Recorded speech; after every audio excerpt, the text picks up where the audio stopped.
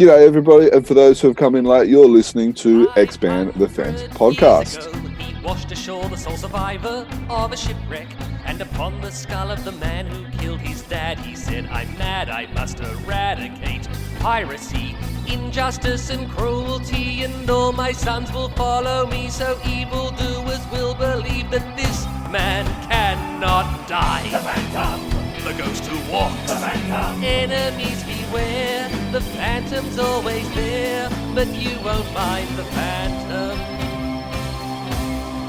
He finds you.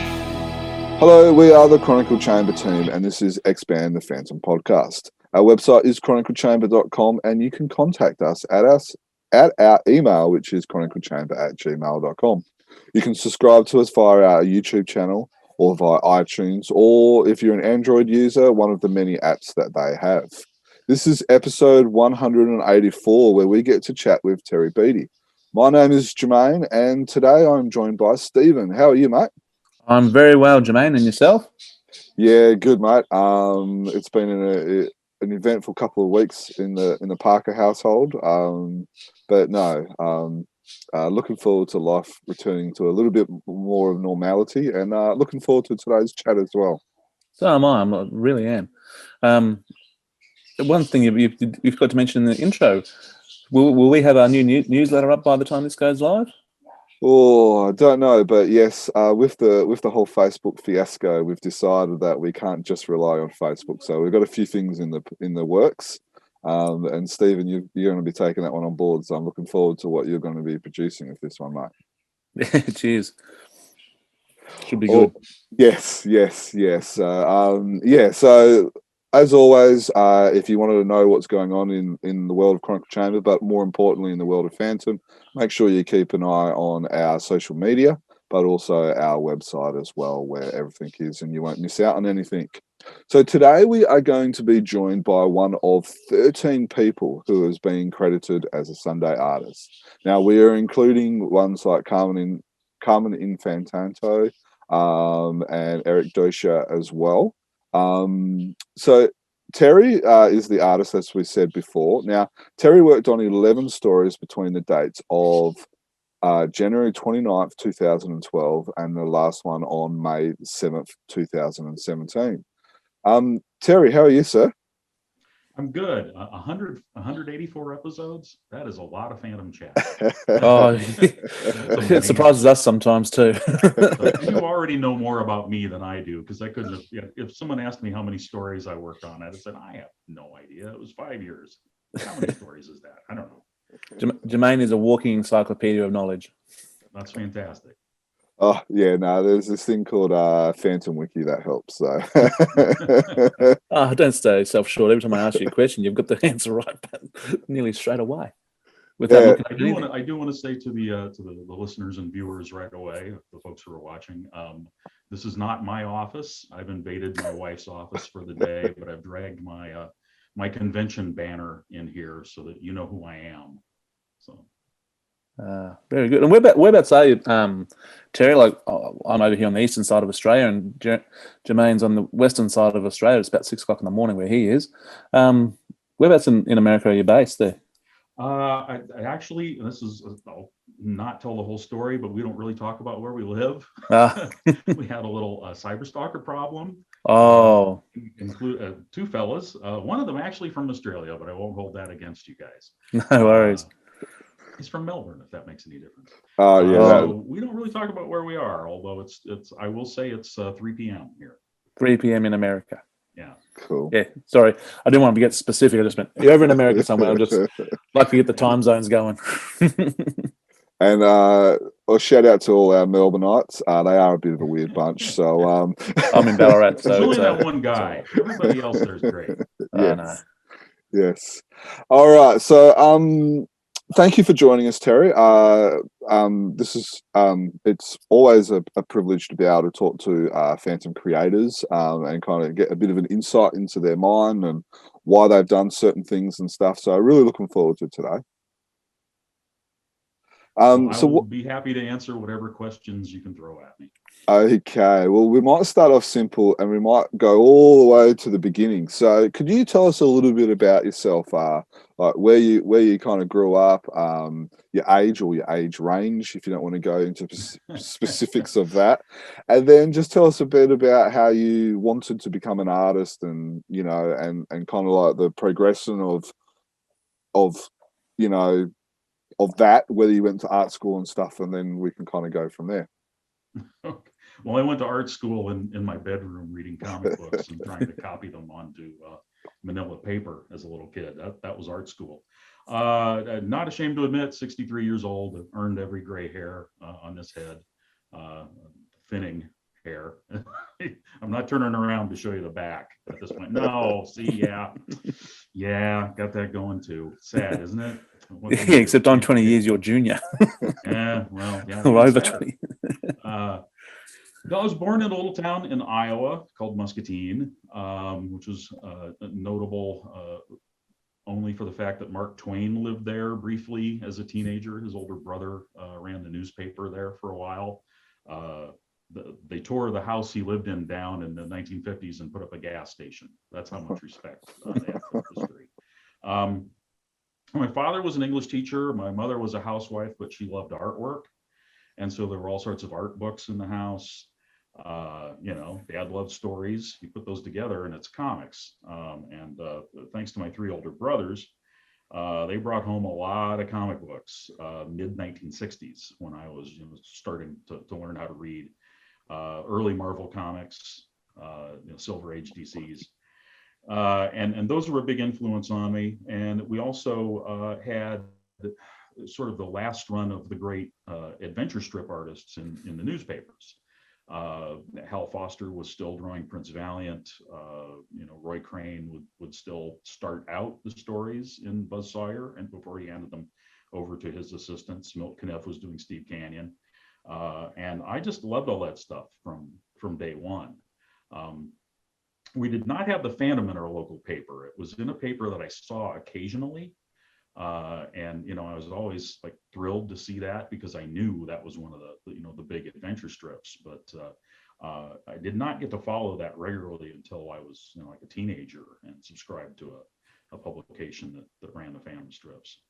But as a kid, that was just my goal. I wanted to be a cartoonist, and whether that was newspaper strips or comic books, kind of didn't matter. I just wanted to draw comics. One thing that happened that was a bit of a stroke of luck is that there's this fellow named Max Allen Collins who also lived in my hometown, 10 years my senior. He had been a student in my father's middle school English class and wrote his first attempts at crime novels in that class. And by the time I was in high school, Max was publishing his earliest paperback crime novels, and a certain amount of local publicity because of that. And in those books, one of the characters was a would-be cartoonist and comic book collector. And so I read these and said, whoa, wait a minute, there's somebody else in town who cares about comic books? Because as far as I knew, it was me and one of my high school buddies who liked the stuff but wasn't quite as enthusiastic as me. So we connected and ended up being friends. For a while I was just kind of the kid who tagged along, but eventually we got to the point where we started trying to do some work together, and made a few attempts to sell a newspaper strip that didn't work, and eventually ended up doing comics and doing the Ms. Tree Private Eye series that ran for about 11 years under different publishers. We co-created a superhero series called Wild Dog for DC. It was very short-lived, but keeps popping back up. He was a recurring character on the Arrow TV show for about 5 years. So every year I'd get this little paycheck in the mail around October. Like, oh, that's nice. Okay, a little money. And that led to my comics career. Awesome. So did you actually go to like an official art school, or was it all self-taught? All self-taught.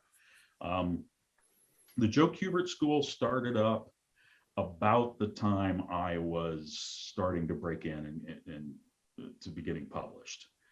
If it had started earlier, I'm sure I'd have found some way to have ended up there as a student, but the timing was off. Yeah. During the time that I would have gone to an art school, there was no art school that was teaching comics or had any respect for comics. Now, the irony here is that years later, when I was living in Minneapolis, I ended up teaching at Minneapolis College of Art and Design in their comics program, where you could, get a degree in comic art, which would have been unheard of even 10 years prior to that. But now a whole lot of kids taking out massive student loans in order to get their degree in comic art. And, and a few of my students have gone on to get some things published. A whole bunch of them were animation students who also took my comic book classes.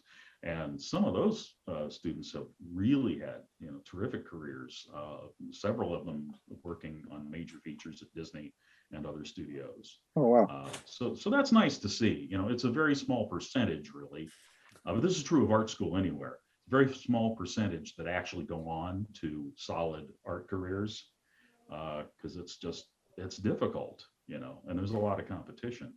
But I'm very proud of that little bunch and what they've accomplished. Oh, very good. So between was it Wild Dog and the Phantom was sorry? So I thought you were going to say Mystery. No. No. The man knows what he's going to say. Yeah, no, you've thrown me. Well, we know you're from the Phantom, but and now you've just mentioned Wild Dog and Mystery. Was there anything else in between those two projects before you got into the Phantom? Yeah, well, I did. I had sort of these two periods of my career. There was the beginning of it where I was working for a smaller press and doing Mystery, and then breaking into DC, where we did 10 issues of a quarterly a book featuring Mystery there, and then we did Wild Dog. With me as penciler, usually as penciler and inker, but sometimes penciler, teamed up with someone else inking. And then I sort of switched into being a comic book inker, and I had this period where I worked on the ElfQuest books for a while. I worked on a whole bunch of titles for Techno Comics during their brief run, including one that involved Max. It was the Mickey Spillane's Mike Danger comic. I'm pretty proud of those, actually. I think those were good books. Inked Guy Gardner over Joe Staten at DC, which was a Green Lantern spinoff, for those unfamiliar with the character. And then I ended up inking the Batman Adventures books, the comic books that were based on the animated TV series, which was based on a comic book, which is really, there's a snake eating its tail in that somewhere, very circular. But I did that for about 11 years on various titles as the TV show would change, and they'd revamp the comic books to go along with it. So I had this long association as a Batman artist, which makes me part of a fairly exclusive club of artists who have both drawn Batman and Phantom. Mm-hmm. Which is kind of cool. That's a nifty club to belong to. Very cool. Yeah, I'm just trying to think who it would be. So it will be Don Newton, yourself, Graham Nolan, Mike Manley, Jim Aparo, main yes, Jim Aparo. Long runs on both. Yeah. So it's a fun club to be a part of. I can't think of anyone else. Yeah, no, it's a very exclusive club. Yeah. Yeah, nice. So I was just going to say we didn't have that on our run sheet. We missed something. See, I talk him up as the walking encyclopedia, and he misses that little tidbit. Incredible. I was just going to say, could you tell us a little bit about how you got the gig of the Phantom? Well, there's kind of two ways that you get a gig drawing a legacy strip. It's either the previous artist retires or the previous artist passes away. And in this case, it was unfortunately the latter.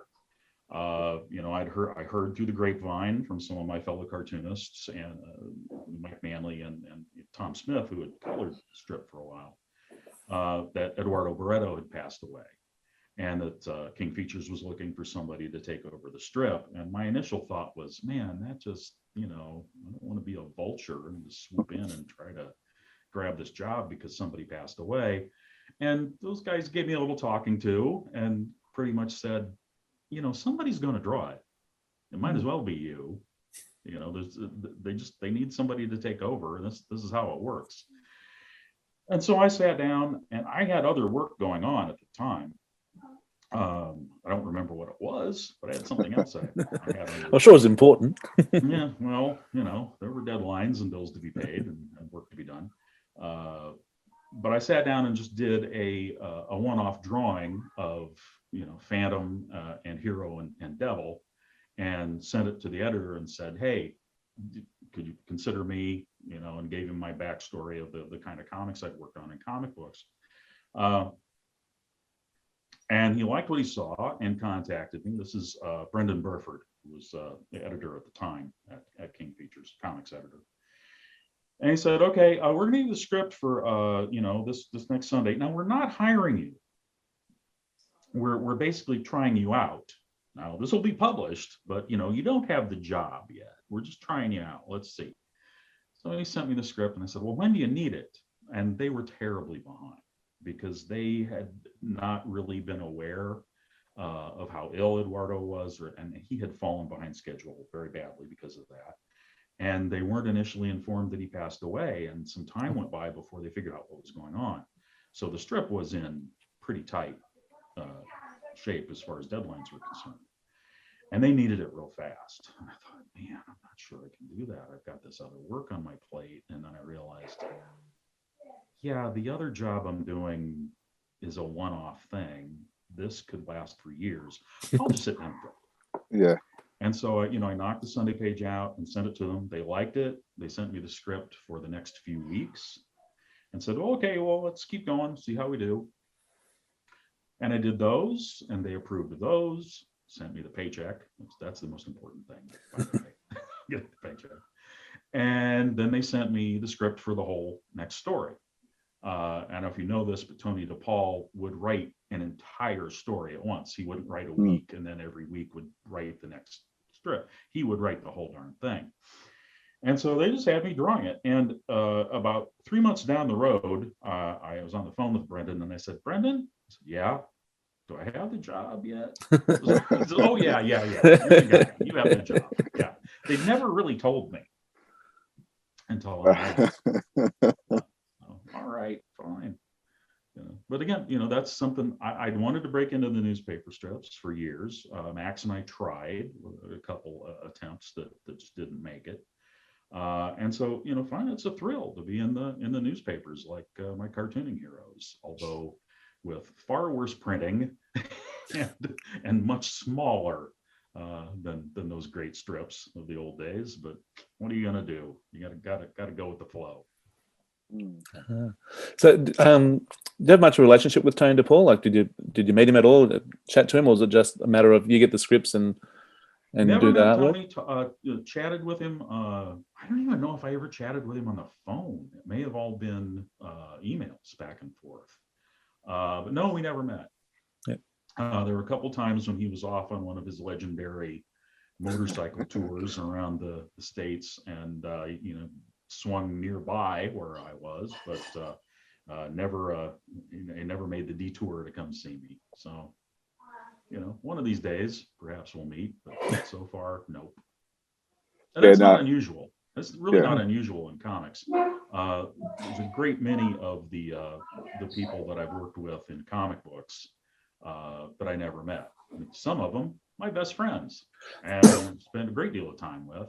And others, strictly phone calls, email, just sending the work back and forth, facilitated by editors. Now, you made mention of Tom Smith and Mike Manley.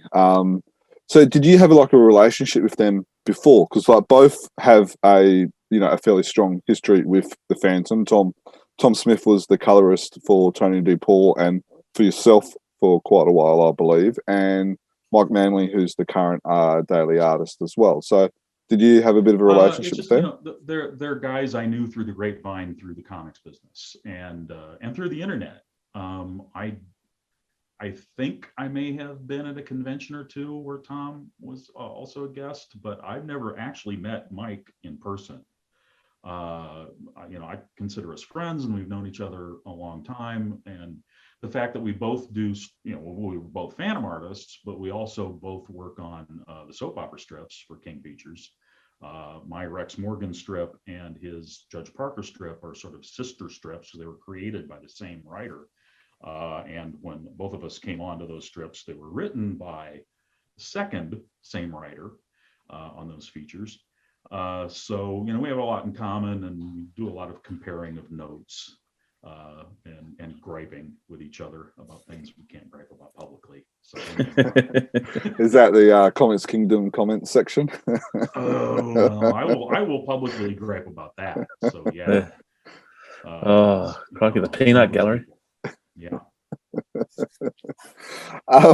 Now, before you made mention that you didn't regularly get to read the Phantom until into your teenage years, could you tell us a little bit about your relationship with the Phantom, like prior to becoming the newspaper artist? The first time I was aware of the character, and I think it may have been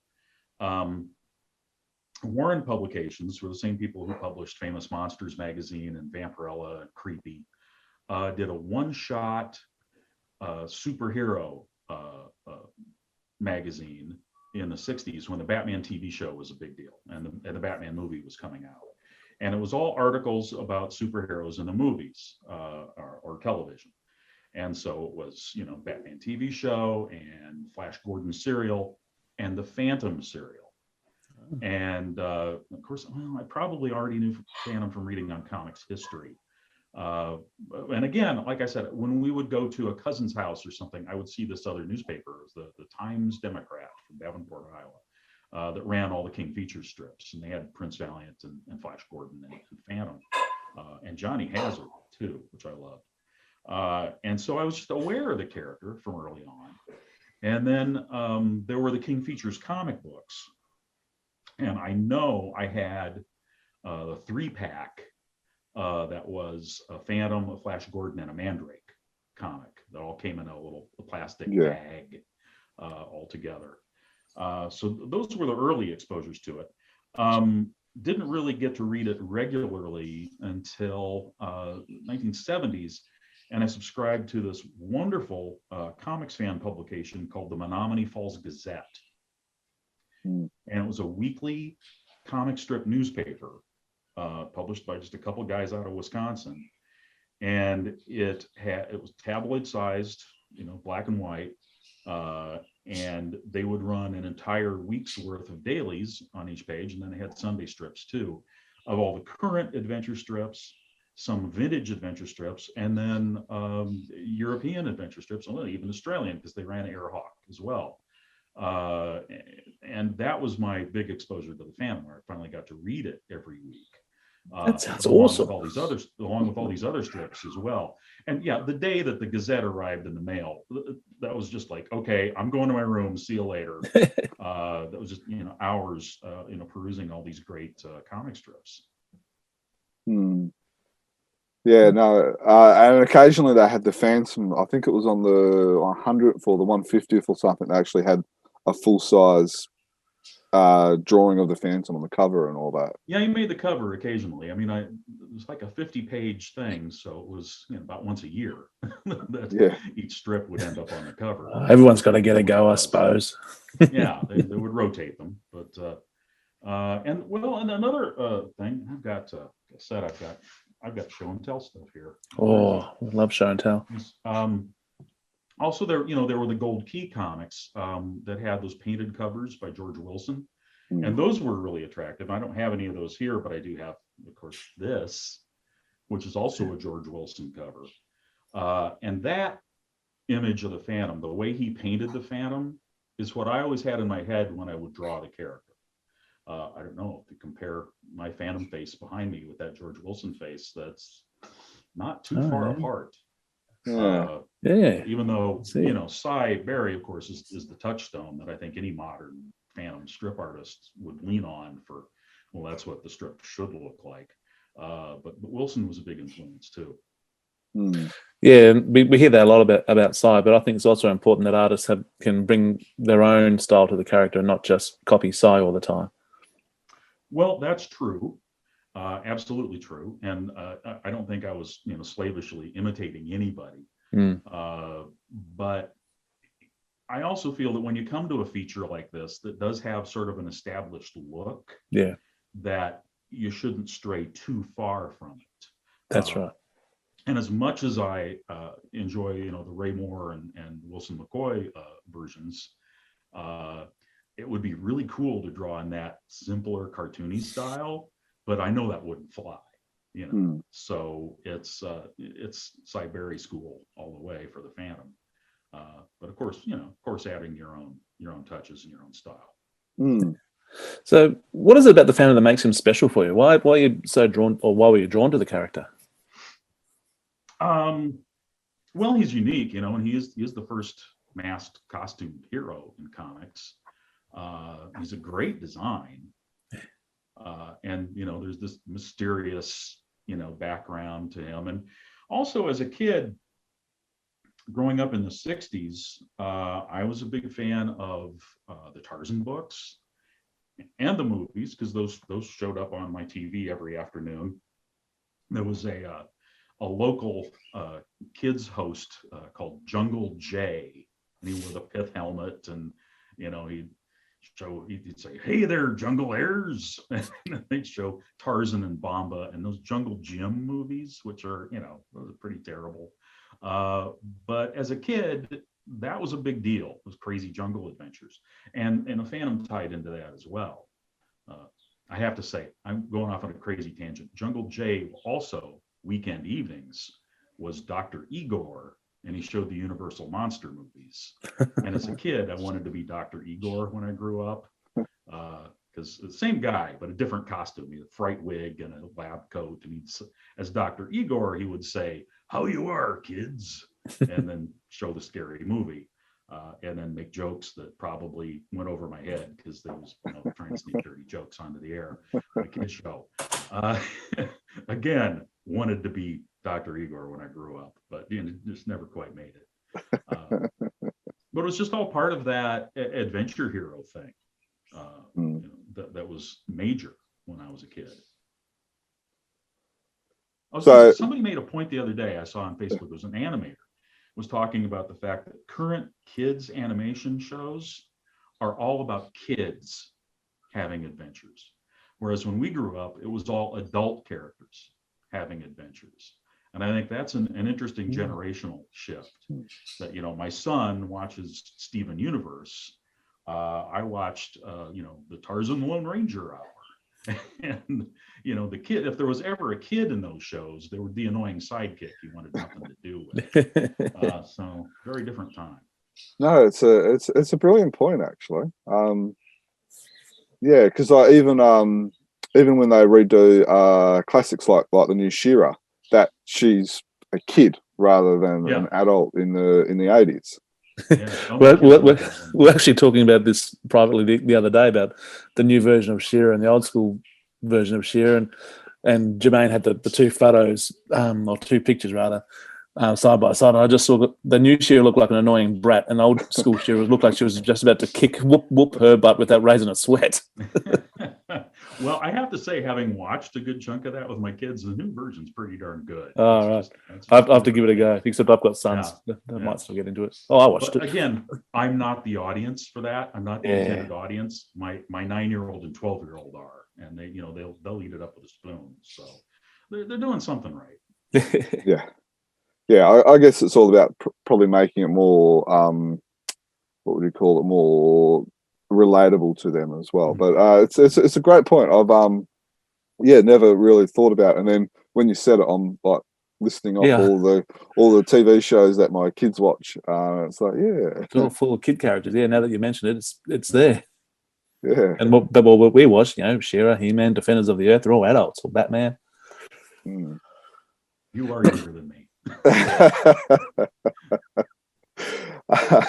Now, so in your, so it was about a 5-year period that you drew the Phantom for. Do you have like a favorite story or a favorite moment in that area, that you that you want to talk about? Well, I think my favorite thing that happened was getting to do the Mandrake crossover. It appeared more than once.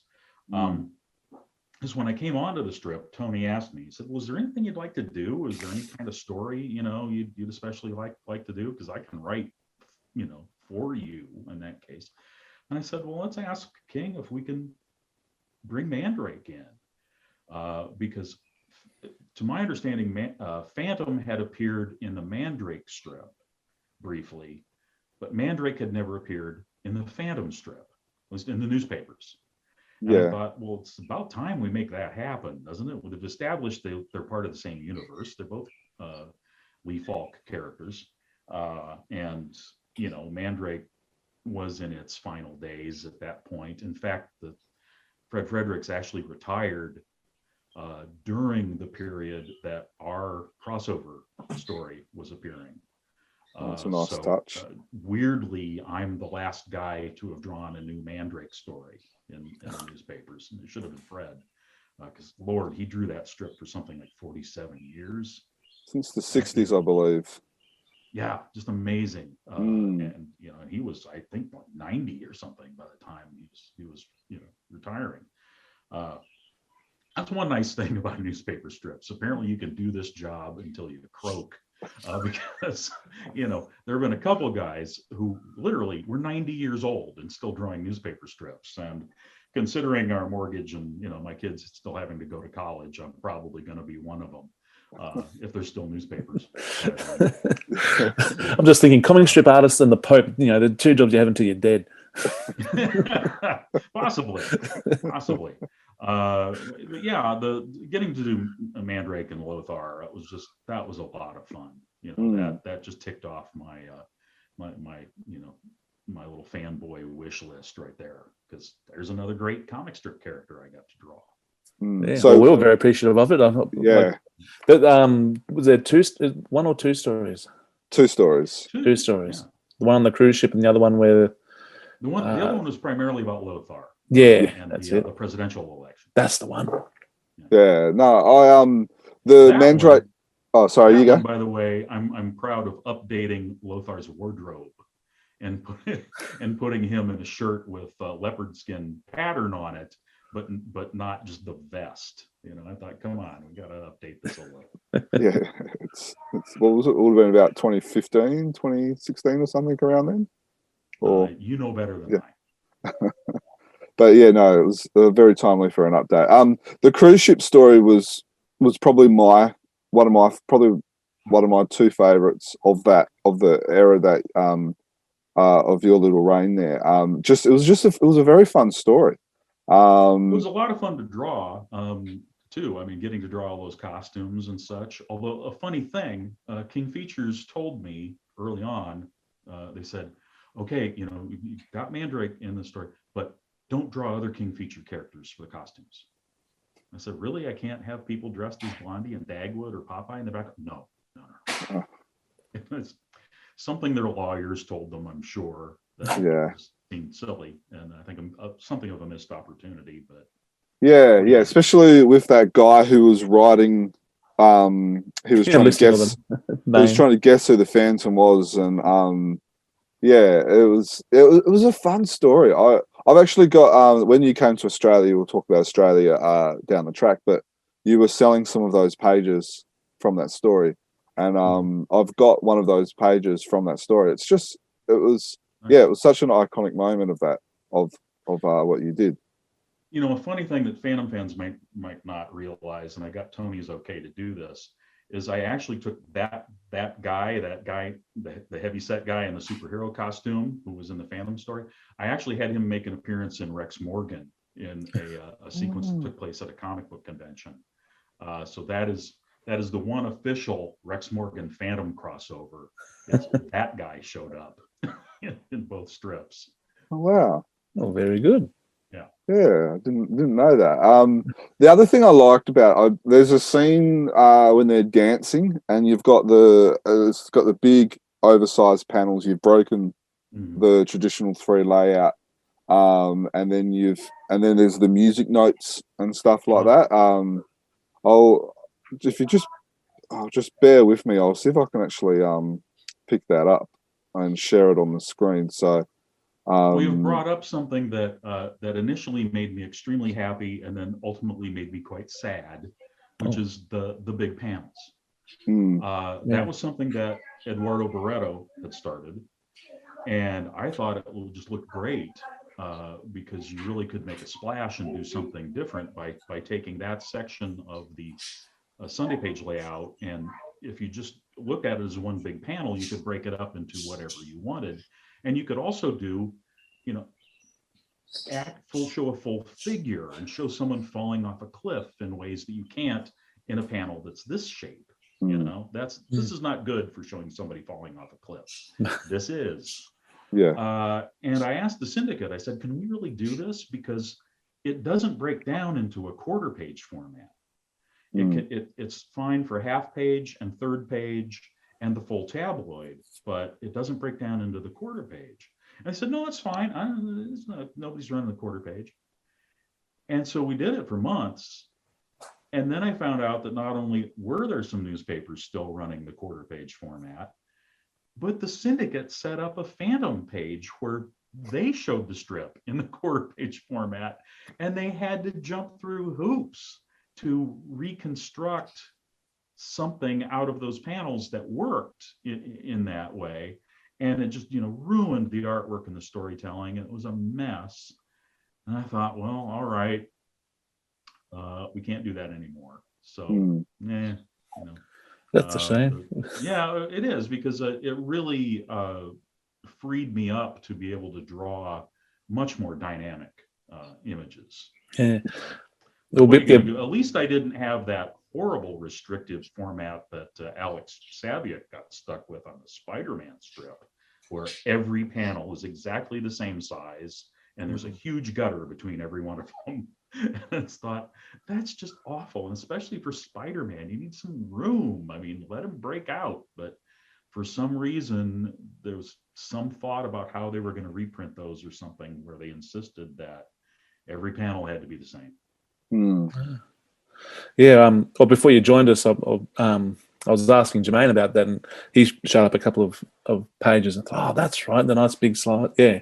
So we liked it, and we thought it worked well. Unfortunately, it didn't work well in every situation. Have you found what you're looking for before, Jim? Yeah. So here's one here. So I will show them up on the video on the YouTube version of this as well. But here's an example here where you've kind of got the smaller up there, and then you've got the big one, and then the two just alongside. It's essentially that's what Will Eisner would call a super panel, where there's one border around it, but that's essentially 3 panels of information going on there. It's just that the the images are laying on top of each other. You certainly can't do that kind of thing with the more restrictive panel format that ultimately I was again stuck with. But what are you going to do? It almost makes it look more like a comic book rather than a comic strip, being able to change the size of the panels like that. Yeah.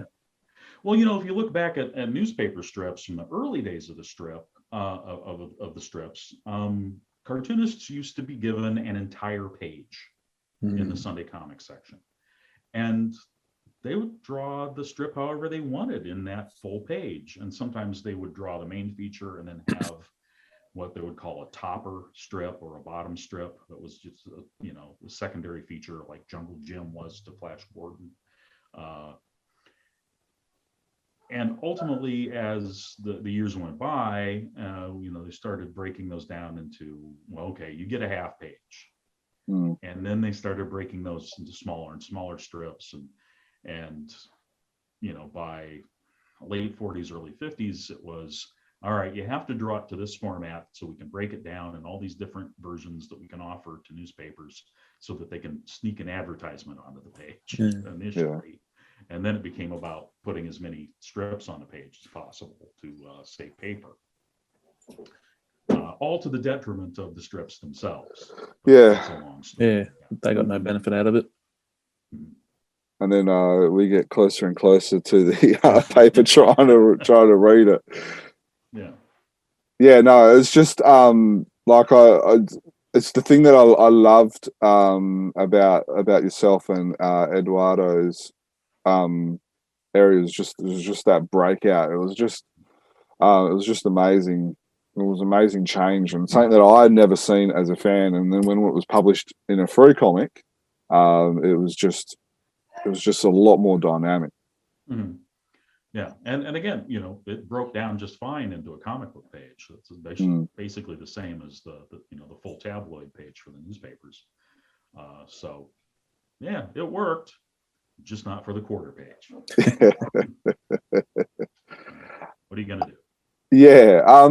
The other story that I really liked was the was it the Death Stalks, the fifth Phantom, when you've got the fifth, was it the fifth Phantom or the he was captured, and it might have been the 15th, I can't remember at the top of my head. And then it was his wife, Juliet Adams, I believe it was, that had to rescue him. That was a fun story to draw because I got to draw, scurvy pirate characters and, got to be a little goofy and silly with some of those, which I always enjoy doing. The ship stuff was always difficult. That's the one thing about the Phantom. It is research heavy. My Rex Morgan strip, I'm drawing, regular people sitting in their living rooms talking, and maybe they're in a doctor's office, and I have plenty of reference for that. But the Phantom, 1 week it's a pirate ship, the next week it's a jet fighter, and then a submarine, and he gets around. Of research. Yeah, and if you don't draw things accurately, you hear about it. So you got to be careful and do the stuff right so that you don't get complaints. Yeah, a lot of work goes into the thing. So do you have like filing cabinets full of reference drawings or reference? I used to have stacks of reference stuff, but thankfully now, thanks to the internet, there's no need for that. Google search will usually find you what you're looking for. Occasionally, sometimes you'll just be at a loss and not be able to turn something up. But no, it's one thing I think was kind of sad was the great Batman artist, Dick Sprang, when he was much older and wasn't really working anymore except for a few commission pieces for collectors, offered me his reference files. Oh, wow. And they were considerable. It was a lot of material. And I just couldn't afford to have it all packed up and sent to me. And ultimately, it would have been wonderful to have, but with the advent of the internet, I didn't need it. But that's what cartoonists used to call it, scrap. And they would go through, the National Geographic and the newspapers and, old encyclopedias that otherwise were going to be thrown out and cut out any visual reference that might be needed at some point, and just have filing cabinets full of this stuff. And it's just is not the case anymore. No, I've heard another artist call it the morgue or something. Is that? Yeah. Keep your scrap in the morgue.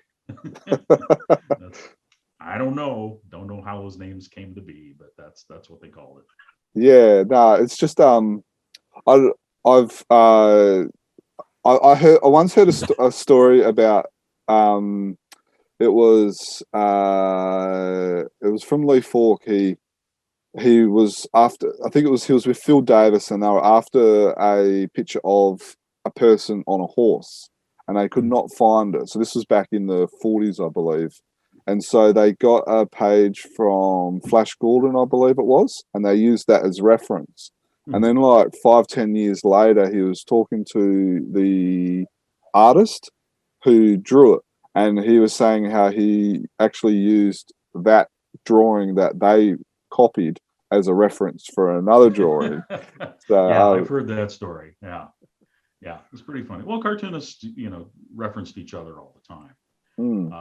They didn't expect that this stuff was ever going to be, reprinted and, kept in museums, and that people would be able to look at, this page from a Hawkman comic book and this Flash Gordon page and say, oh, that's where that came from. It's all that swiping that, cartoonists regularly did was the standard thing. And, nobody ever figured that years and years later that they'd get caught out. So, well. Yeah. So was there so we mentioned before that you came to Australia. Was that a bit of a highlight? That was wonderful. The only complaint I have about the trip is that I was sick as a dog the entire time. Oh, that's not good. I felt great when I got on the plane, and halfway through the plane ride, I started feeling just awful. And I had what I thought was a terrible cold. When I got back to the States and got to my doctor, he said, no, you have walking pneumonia. So it made me wish I'd seen a doctor in Australia. Went to a drugstore and got some cough medicine or something, I think was about it. Drank a lot of tea, used a lot of tissues, blowing my nose. But yeah, I just felt terrible during the whole thing. And so I bailed on a lot of the touristy stuff that the other guests were doing. Because I was a guest at the Supernova shows in Sydney and in Perth. And in that week, in between the shows, they had stuff for, the guests to do. They'd take them on, hey, everybody, we're going to do karaoke at the bar. And, so I missed doing karaoke with the Brady Bunch kids. Maybe that's okay. Maybe that's all right. I stayed in my hotel room, drank a lot of tea, and watched movies. Well, that just means you have to come over again once all this COVID stuff's lifted. Yeah, it was God. I would love to. No, it was really a highlight. I've never been treated better at conventions. I've never had more interest in my work at conventions. My hosts, the Fries in Sydney, were just wonderful.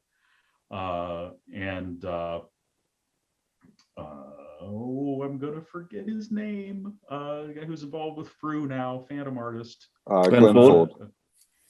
Yes, Glenn Ford drove me out to see the Norman Lindsay Museum, which was one of the highlights of my life, seeing that material displayed, because I've loved Lindsay's work for years, and being able to see the original paintings and drawings was just amazing. And I always tell people this is something that I never thought about, but the food was all great. I mean, I don't know, maybe I was just lucky, but every meal I got served was fantastic, except I went to an American diner in Perth and had a really bad cheeseburger. So that's what I get for trying to eat American. That was the one bad thing that happened. But no, I loved it. And I mean, I've been a fan of Australian pop culture for years. I don't know if you were aware that the TV series Prisoner, which is called Prisoner Cell Block H here, about the women in prison, played on American TV, and I was nuts for that show, and loved George Miller's films, and so getting to go to Australia was just a real treat. Just absolutely loved it. Would love to come back someday. Oh, we'd love to have you over here. I probably should have stayed a Phantom artist if I wanted to do that. So I don't think they're going to invite the Rex Morgan MD cartoonist back over, because nobody knows what that is over there. Yeah. No, it's. I remember the dinner, and I remember you did a what was it, the Revell kit that you repainted, and that was auctioned off as well. Oh, hello. Right there. This is my copy of it. Yeah. This is the 1960s Revell a plastic model kit of the Phantom. It also comes with a witch doctor character, but I didn't drag him out of my office. But I painted two of these at the same time. Kept this one for myself, and the other was auctioned off at the dinner, because I thought, well, what better thing to bring than a Phantom model kit painted by a Phantom artist. Can't be too many of those out there. And that is where my two obsessions collide. My two childhood obsessions, comics and model kits. So, you know, and then in this case, my career as well. So. Yeah, I've seen a lot of your model kits that you have on Facebook and that you redo, and it seems to be a bit of a hobby where you kind of rescue, I guess is a good way of putting it, rescue a half-used or a half-painted model kit, and then you you know, strip the paint off, you restore it, and then in a lot of times you even, I think sometimes I've seen you made little adjustments to them as well. Yeah, there's a little customization at times. You know, the vintage model kits, and the main company was Aurora, and they produced kits based on Universal monsters and also DC and Marvel superheroes. And they were slated to do a Phantom and a Flash Gordon kit, but they never got produced. Revell ended up doing those. The original kits, if you find one in the original box, unbuilt, they're very expensive on the collector's market. But you can get a build-up kit that some kids slopped together in the 60s with, you know, too much glue and really bad paint. And those don't cost much. So you can get that, strip the paint off, scrape off some of that glue, and repaint it just like it was a new kit. And sometimes there's a little damage you have to repair. But that's, I think, part of the fun and the challenge is taking this mess, this potential wonderful kit that's a mess, and turning it into something worthwhile. And the kit building had been a hobby of mine when I was a kid. I abandoned it, you know, when I got to be a teenager because girls. And they get in the way. They do. And rock and roll and all that stuff. But later, as an adult, I came back to it and found that, oh, I have these adult art skills now. I can actually make these look good instead of just slopping the enamel paint on and, you know, making them look like junk that I later blew up with firecrackers or used as BB gun targets. I don't know why that was such a common thing, but that was the fate of, I think, 90% of the model kits built in the 1960s, blown up with firecrackers or shot to pieces with BB guns. We were destructive little kids in the 60s, man. I don't know. Maybe it was all that TV, all those adventure stories. Yeah. Just wondering, Terry, is there anything else you got hidden off screen there? You just pulled the model kit there. What else you got for show and tell? Sure. I brought some Phantom stuff up. You know, one of the nice things that happened when I came onto the strip was how nicely I was welcomed by other fans. You know, I'm thinking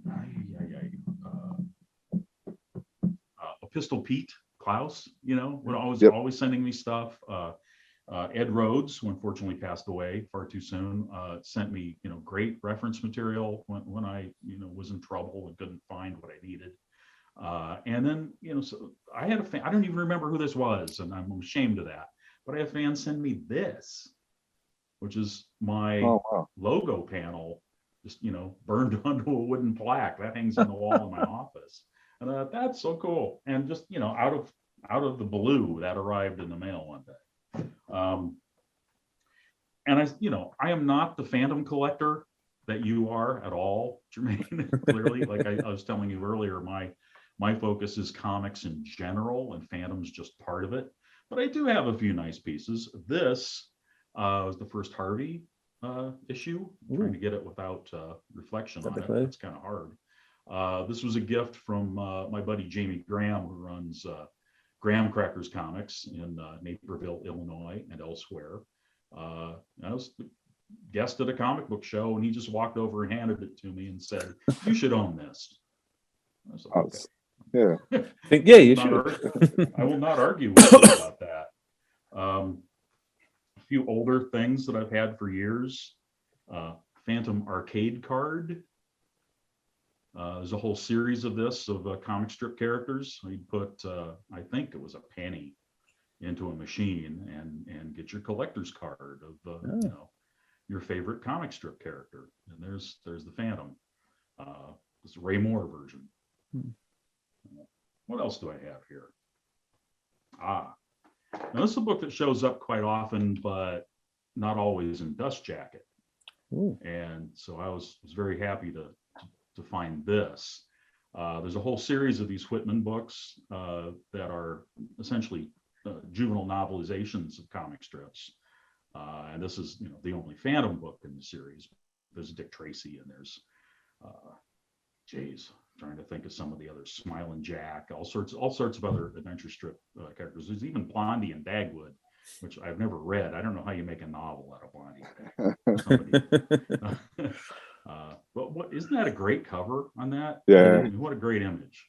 I'm assuming you have a copy, at least. Yeah, I think I've got 3 copies actually, because they in a dust jacket and nicely presented like that. no, not as nicely presented as that, because they came in different. There's different versions or different publications, and so they came in different colors. Not of the dust jacket, but of the actual book thing. The book itself, yeah. Yeah. So I think there's a green, a blue, and a red from the top of my head. Sounds So great. Sounds yeah. great. Yeah. So and it's not that uncommon to find them without the dust jackets. Yeah. It's just that dust jackets are rare on any of those books, because they were kids' books and they got read and treated harshly. And speaking of kids' books, I love Big Little books. I brought up one of my Phantom books to show, and I'm just rather amazed at the condition this is in. Beautiful, because it's tough to find BLBs, as we call them in the collecting field, in really nice shape, because again, these got read by kids and trashed. Plus, they're the sort of paper that just turns, to dust after a while. So this copy is still kind of tight, like nobody ever actually read it, and the pages are still they're lightly tanned, but they're not the dark brown that you often find, and the corners are not chewed up by a mouse or anything. Oh, there you go. Mine are a bit. Yeah, that's a more typical condition for a Big Little book. I like the there's one of the Big Little books of the Phantom ones where there's like a little drawing in the corner, and like you flick them, and you have like a moving animation in the corner. Yeah. And so every kid flicks it, which means the corners get dog-eared even more and stuff like that. But again, those covers just amazing. Like they're like that painted, and they've just it's interesting seeing the Phantom in so many different colors. I think he goes from red, blue, and purple.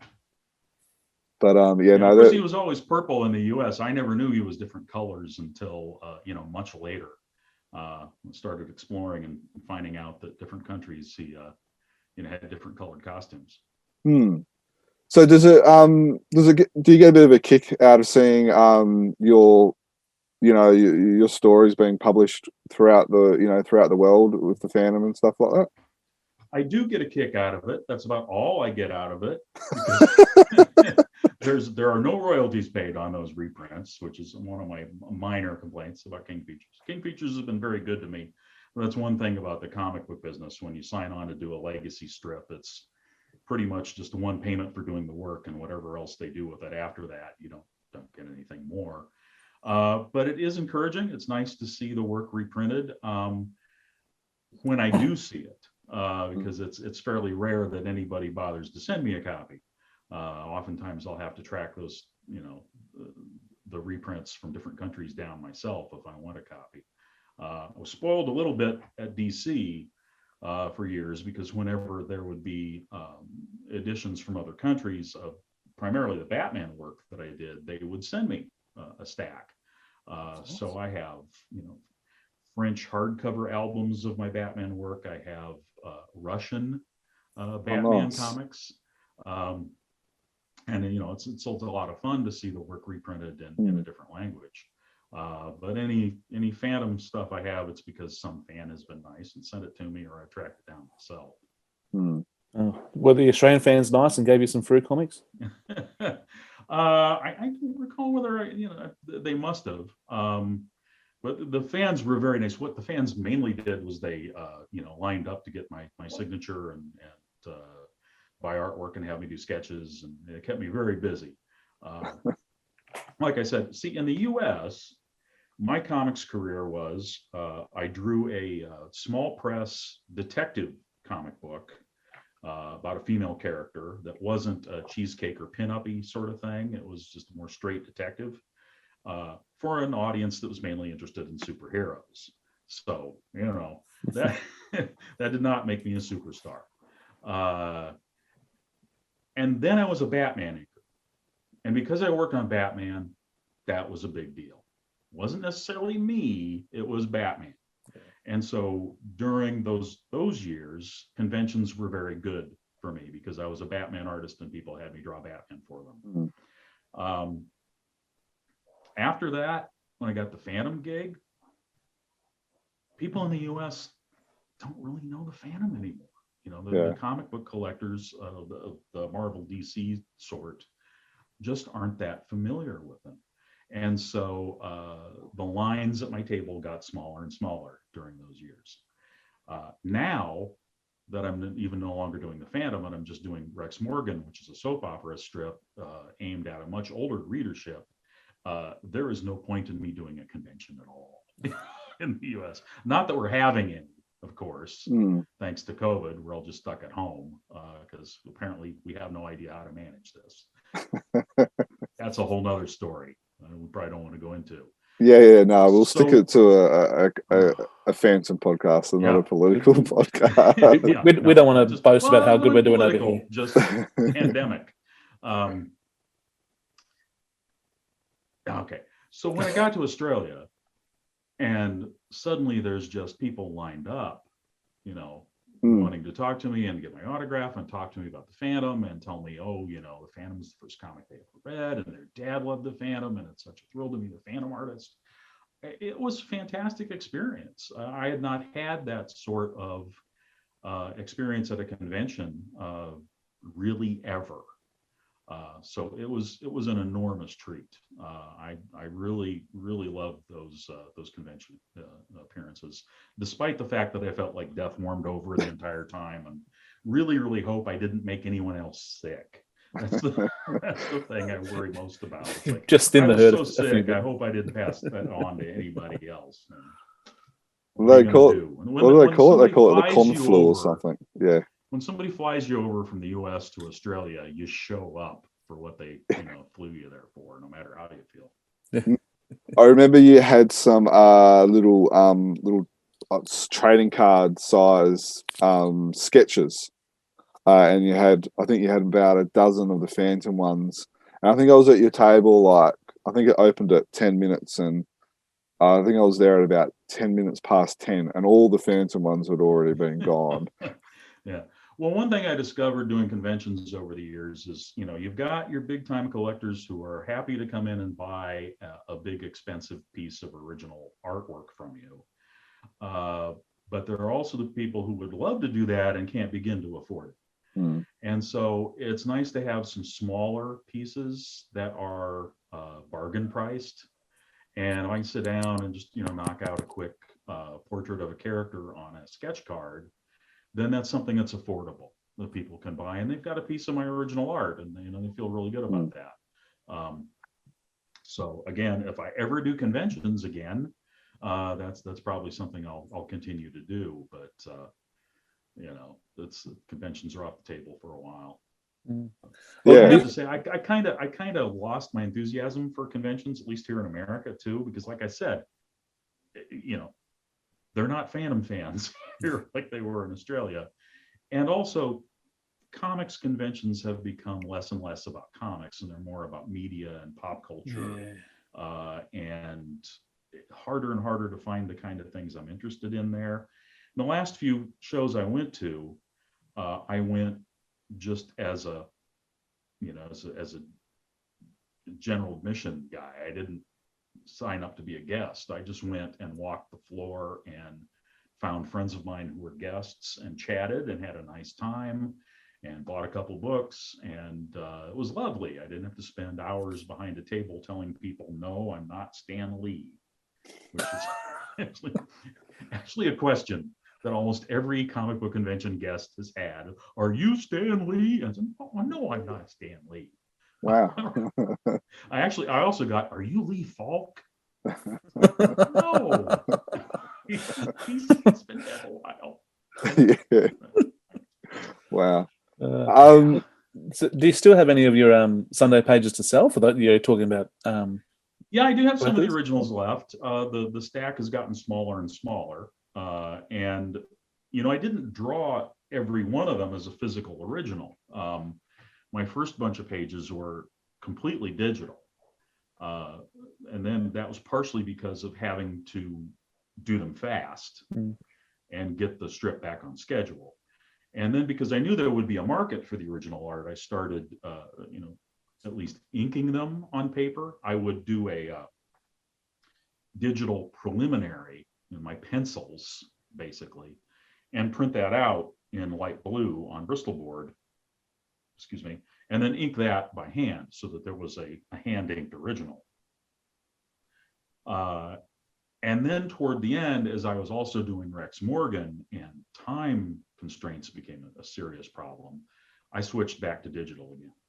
So my whole last, couple stories, there are no original pages. I think it's about halfway into the Child Army story. There's no more original art after that. But I do have here. We'll do this. This is the portfolio, pretty much, of what's left. I'm going to make this full screen. Sort of see the blue line printing under the black inks there. Flip another here. Getting a lot of reflection there. Okay. No, we get the idea. But that's what the originals look like.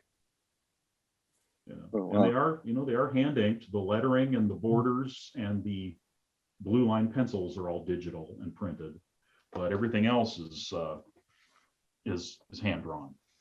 If it wasn't for time restraints and what have you, do you have a preferred medium to work in? Like either all in real life, all pencil, ink, or digital?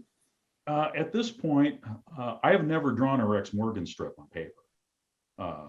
Well, that's not entirely true, but since I got to go back and explain that. Since I was hired as the primary artist on the strip, I've never drawn it on paper. I started out doing those digitally, and it's been 5 years or so or more, and it's all digital. And a part of that is that, again, there's no collector's market for that strip. We've got a lot of dedicated readers all over the world, but they're not collectors.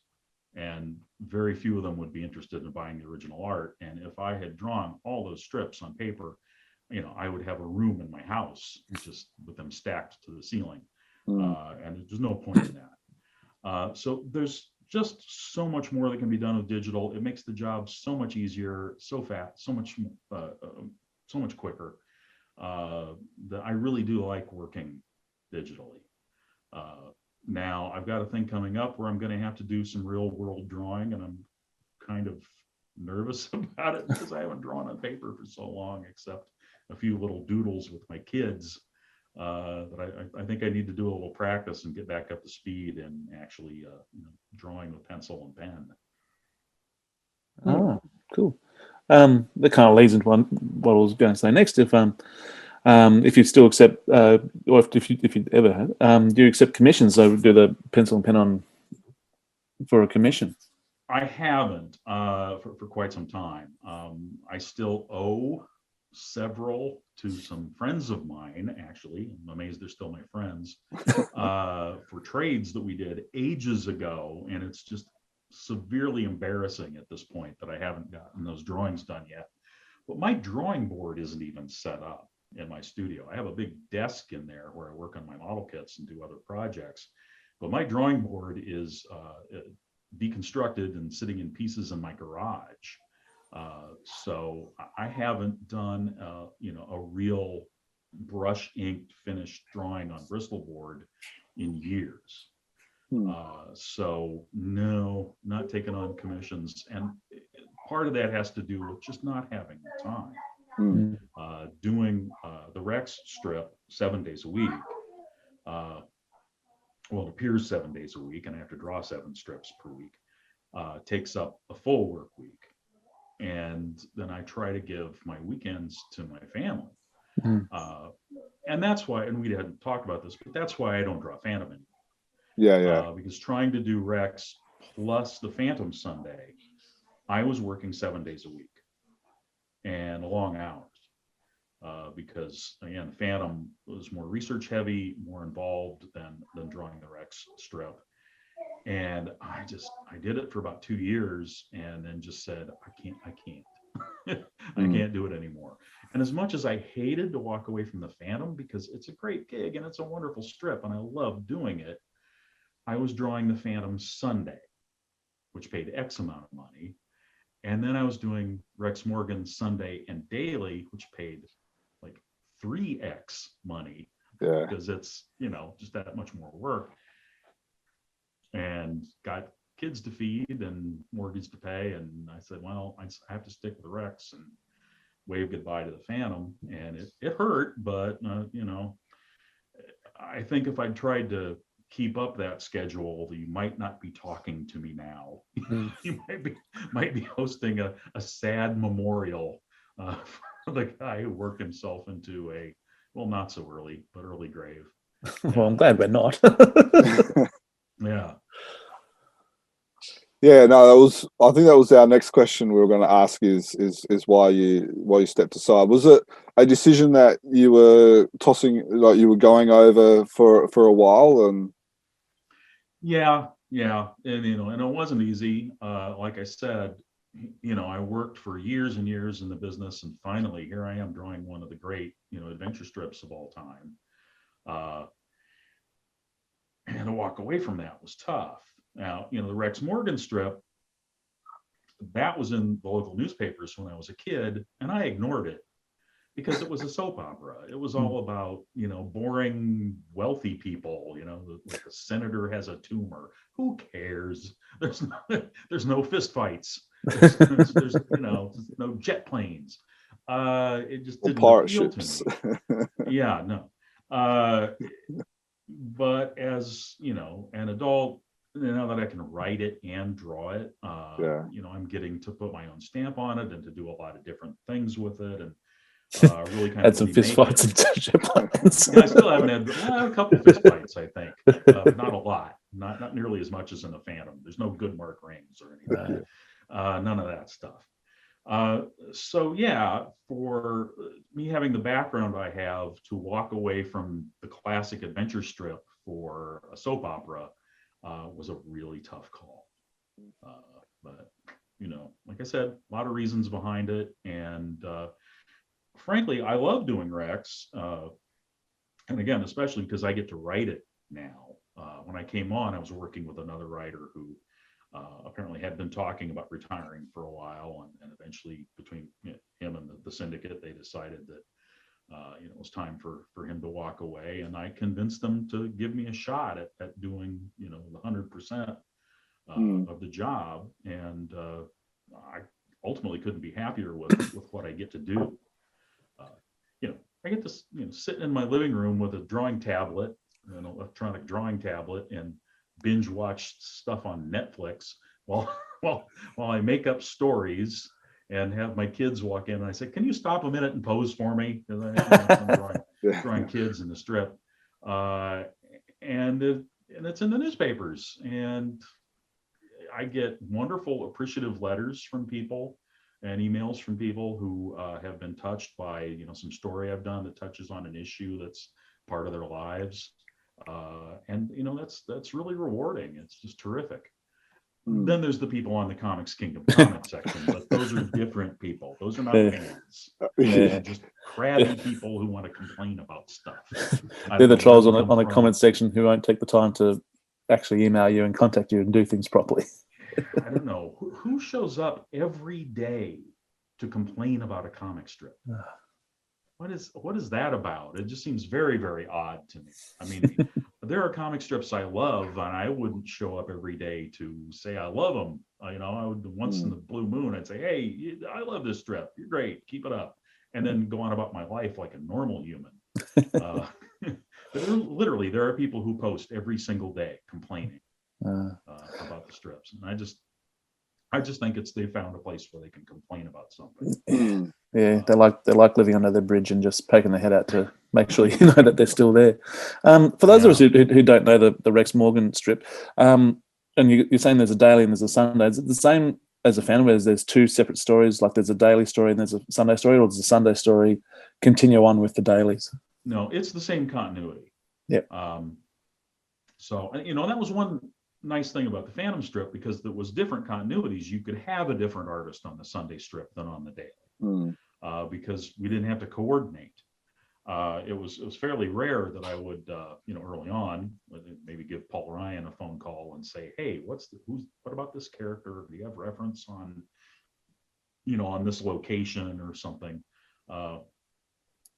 But for the most part, we didn't even have to be in contact with each other, because the stories were so separate. But no, Rex has had that same daily strip, Sunday strip continuity from the beginning, back when it started in 1948. So the strip is 10 years older than me. Did you ever meet with Paul Ryan at all? Like, did you ever?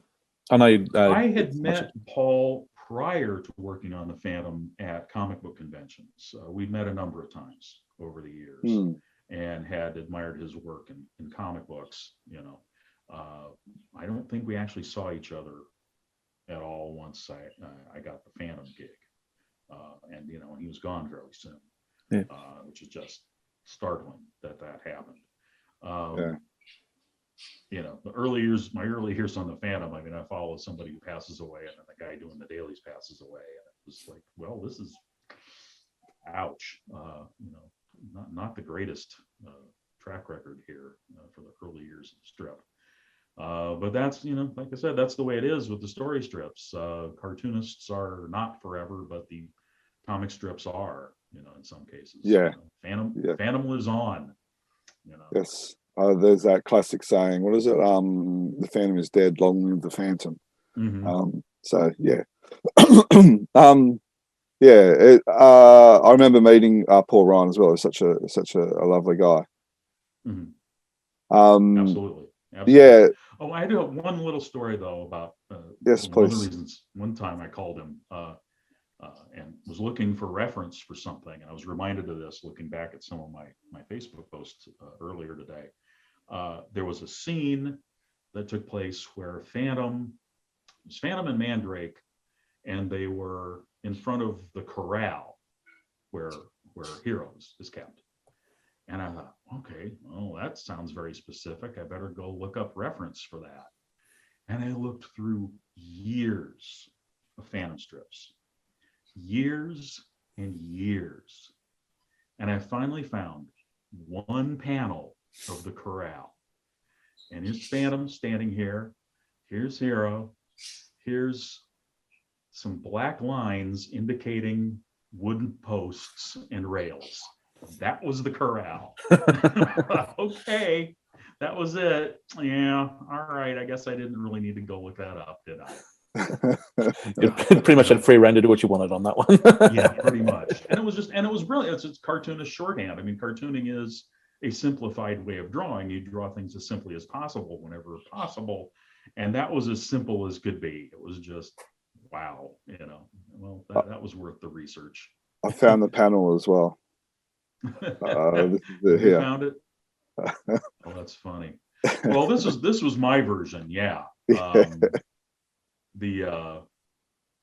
panel I found for reference was a lot like the panel where he's saying, "Devil, come on, fella, out of here." So I thought, yeah, okay, that's the corral. So this is the strip that I purchased off you. There you go. Mandrake's head on a plate. Yeah. You don't see that every day. It was there was that convention that you were at. That was actually the first time I ever met a Phantom fan, Duncan Munro. I think he was your assistant for the day or something. Yeah, he was really helpful. Duncan was a great guy, a really terrific guy. The conventions were really good about having people there to help me out, and Duncan was extremely helpful, and also I think took a lot of my art home with him. Yes. Yes. I remember there was this amazing page. It was in the Stalks, the Fifth Phantom. I can't remember exactly, but it was this huge battle scene. And it was like a Phantom everywhere. And I looked at it, I went, "Oh wow!" And then I just hear him go, "I don't even think about it. I've already brought it." And it was just this sold like on every second page. Every sold. Turn the page over. Sold. Sorry. What can I say? You get there first. It's yours. Yeah. Yeah. Yeah. No. Has there been anything else? One thing I was going to say. When we talked to when we were talking to Jeff Weigel, he was saying that you were very integral in the early days in I guess in as you passed the mantle over to him in the way that you were always there, always a phone call away, or it was I was just wanting to just reminded me of that, how he said that like as he was getting himself re-immersed into the Phantom, that you were a very constant. Yeah, I gave him a lot of reference material, and advised him a little bit about the early strips. I think he was a little hesitant about jumping in and making it his own early on, and I helped him get some of the characters on model. That's one of the tough things, is you really almost have to draw a newspaper strip for a year before you're comfortable with getting the characters looking like they're really supposed to look. It takes a while. But I had recommended Jeff. He was on the short list, about a half a dozen artists. Editor, again, Brendan Buford asked me to recommend some people. And he was on that list with a few other guys I knew from the comic book business, so I thought would have been good choices. And Brendan, I think, immediately was attracted to Jeff's work, and I think I made an awfully good choice there, and I'm glad to have passed it on. If I can't draw it, at least a really talented, really good guy's doing it. So yeah. No, and like I said, both Mike Manley and Paul Ryan and other Phantom fans were very good about helping me out early on, and so I figured, it's just par for the course for me to pass that on and be helpful as well, because I want the strip to look good, Yeah, definitely. Now, I don't think we have any more questions. Is there anything that we might have missed, or any stories that you would like to share with us that anything else? Can I get in some plugs? Absolutely. Yeah, of course. Can we sell some stuff? So yes. Recent stuff that's available. DC Comics has been reprinting a lot of the Batman Adventures books that I inked. In this graphic novel format for younger readers. This is the latest one. It's all Riddler stories, all containing my work. Yo Books did this terrific collection of the Pete Morisi Johnny Dynamite comics from the 1950s that Max Collins and I bought the rights to and reprinted them in the back of our Ms. Tree comic. And then did new Johnny Dynamite stories as well. And this reprints one of our Johnny Dynamite stories, in addition to all the original stories from the 1950s, from before I was born. But I was very pleased to be a part of getting this really cool Private Eye series reprinted in just a gorgeous hardcover. You can see it's oh wow, shot from the original comics, but cleaned up. Which is how I love to see vintage comics reprinted. I think sometimes they go too far with recoloring and trying to restore the artwork and basically end up almost redrawing everything. But this, gives you that nostalgic sense of what the comics were really like.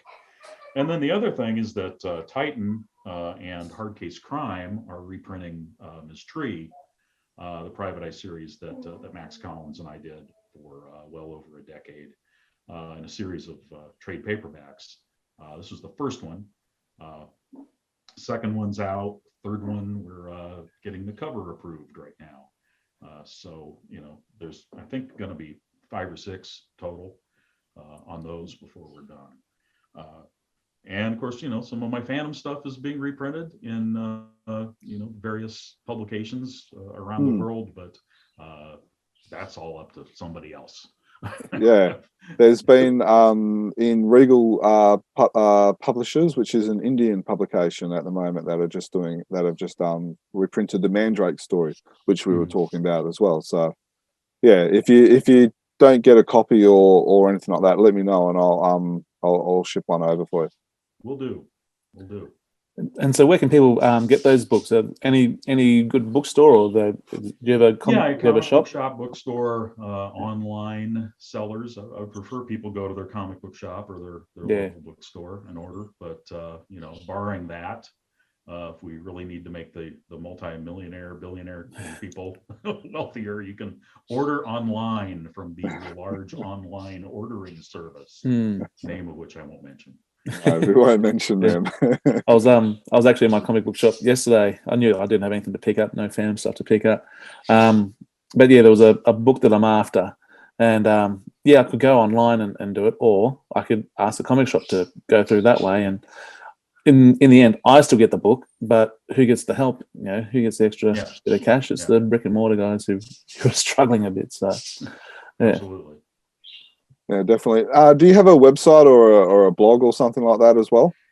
I have an extremely outdated website and a even more outdated blog that I just haven't updated for literally years. So if people want to find out what I'm up to, the best bet is just to follow me on Facebook.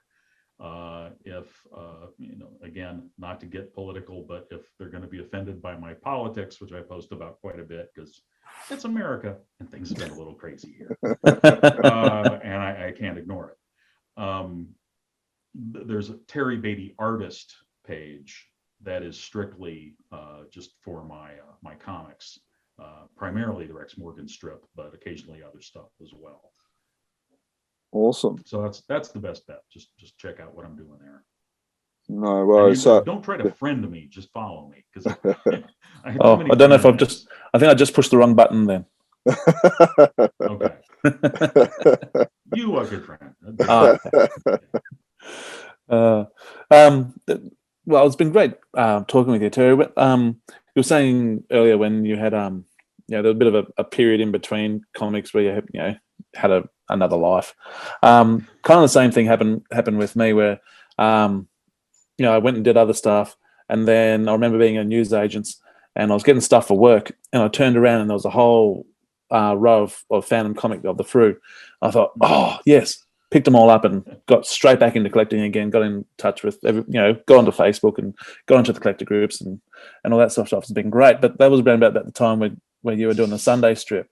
So it's been great that having this opportunity to talk with you, being one of the people who helped bring me back in, I guess. So I started reading I don't know if I should apologize. No. Well, apologize to my wife, maybe. I have to say this because you reminded me about this, about Australia. I did stop in a comic book shop it was in Perth, and also was at a number of other stores and bookstores, and just, Phantom was everywhere. And it was such a thrill to see a newsstand in a grocery store or drugstore, and there's the Fru comics, and go into a comic book store and there's a wall full of Phantom stuff. Was at a used bookshop and there was a big box full of Fru Phantom comics there. It was amazing to me to see how well received and just how, I think the word is ubiquitous. Is that the word? The character is. It was everywhere. You don't see that in the U.S. No. He's barely in any newspapers here. So it was a real treat, and a great trip and full of wonderful experiences. So one of these days, survive definitely the plane ride again. we're very lucky compared to some other countries. We know we know the fan's not as big as Spider-Man or Batman or anything, but he does all right. You see him around a fair bit around here. And one other little thing I wanted to say, but reading your work in the Sunday strip, there was just this one image that when we mentioned your name and your work on the Sunday strip, the image of the Phantom in the crosshairs. I want to say the child soldier story, but I could be wrong there. Jermaine will help me out. But yeah, I just thought, oh wow, I hadn't really seen, particularly on Sunday strip, and the way he did we talked about doing the big blocks and whatever, but the way you were able to change it up and have it look like he's going down the scope, and he's done for here until he can, of course, find another way out. It's just the image that comes into my mind every time we speak about your name. I'll have to look it up because I frankly don't remember. Yeah. Isn't that sad? It's one of those niche things. Yeah. Well, I've been drawing comics professionally since really 1979. Yeah. I forget about some of it. To go back and look at it some days and say, "Oh, yeah, I did that. I guess, didn't I?" Somebody on Facebook the other day posted it was like a public service announcement thing from the 80s about AIDS and HIV that was with Green Lantern, and it was by Joe Staton and me, and I had totally forgotten I had ever inked that page or that even existed, and I'm like, that looks like I drew that with Joe. And I did, but thousands and thousands of pages, literally. Yeah. Consider all the pages I inked for DC, all the pages of Ms. Tree over 11 years, 5 years of Phantom dailies, and 7 years of Rex Morgan dailies and Sundays. It's a lot of drawing. Yeah. I just don't remember. Fair enough. Well, I'm hopeless on our podcast when it's just comics we've read in the last month, and I can't remember the characters and stuff that happened in those. Yeah. So what we'll do is, if you're listening to it on the audio, we'll put up these panels and stuff that we've been talking about on the YouTube version or the video version. So the panel that Stephen's talking about, we'll find it and we'll include it, which will cover our faces, which will probably be something that the viewers... better to look at my art than me. Yeah. Oh, don't say yourself short. But no, Terry, I really enjoyed talking to you today. Spending the last hour and a half, 2 hours chatting with you, learning about you, reminiscing about your Australia trip, about your work with the Phantom. It's been a great privilege of mine, and one of the things that myself, Stephen, and Dan really like, and that is getting to know the creators a lot more. And so thank you for myself, thank you for your time, and I really enjoyed what you did with our comic, with our hero. Well, thanks. I appreciate it, and I always try to remember that I wouldn't have a gig at all if it weren't for the readers and the fans. You're the guys who make this possible. Because otherwise, I'd be sitting at home drawing comics and I don't know who they'd be for. and nobody would want to pay me for that. But because, we have, with Phantom, a huge worldwide readership, that's why the strip exists. Certainly, it's the artists and writers who produce it, but we'd be nowhere without the fans. Yes. Thanks. Yeah, so thank you, Terry. Listeners, I hope you enjoyed that. We did. Yeah, these two fans did. So you can find out more about us on our website, which is chroniclechamber.com. We have a website where we talk about all the latest news, Phantom related. If you want to email us and get in touch with us, you can do that at our email address, which is chroniclechamber@gmail.com. As we said before, we're on Facebook, we're on Twitter, we're on YouTube, and we're on Instagram as well. You can hit us up all on there. We'll also be having a email newsletter where we will be talking about everything in the Phantom world, that'll be released probably once a month, I'm assuming. I'm assuming once a month. Yeah, that's still. If it's anything more regular than that, I'll be surprised. But it will probably be, for those who came in late, a recap of the last month, and there might be a better, or next month, Yes. a bit of an idea what's coming up. So for those who don't like social media and like the stuff hitting in their email address or in their email account, this will be perfect for you. So if this is your first time you listened to one of our podcasts, we hope you enjoyed it. You can subscribe to us on iTunes or our YouTube account, or if you have apps like Podbean, Player FM, Castbox, etc., on your Android device, you can find us all on there as well. So again, from myself, from this fan, thank you for listening. Terry, thank you for joining us. And until next time, happy phantoming. Happy phantoming. Washed ashore the sole survivor of a shipwreck, and upon the skull of the man who killed his dad, he said, I'm mad, I must eradicate piracy, injustice and cruelty, and all my sons will follow me, so evildoers will believe that this man cannot die. The Phantom, the ghost who walks. The Phantom, enemies beware. The Phantom's always there, but you won't find the Phantom. He finds